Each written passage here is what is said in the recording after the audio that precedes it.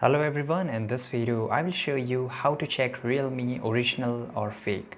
Right, so as you can see here, this is my Realme phone and I'm using it for around 2 and 3 years. Right, so it's really original. And how I found that this is original, not a fake phone.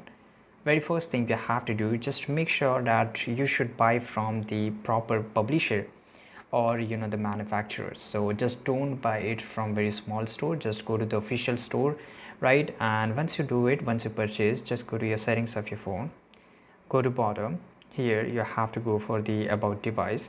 Make sure it will show you each and everything, that whatever the specification is on the box, it should also show up here. For example, RAM, processor, model and everything. The model should match up exactly what is on the box and the Realme UI version, right?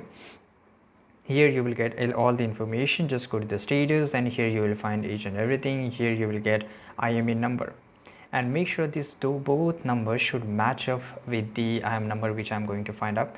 Just go to your phone contact here. Now here you have to search for star hash 06, right, and just call for it. And once you call for it, here we have to turn off our airplane mode because that is important.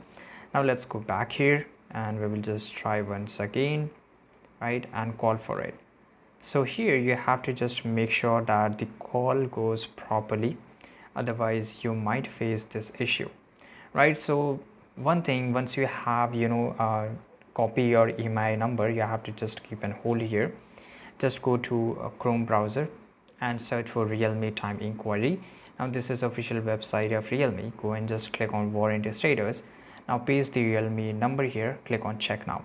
It will just take a few seconds to check it up. Make sure you fill up this captcha here, and here you will get all this information about your device. Make sure that the model and in fact the specifications should match with your phone, right? And if it is correct, then of course you have a original phone, not a fake phone.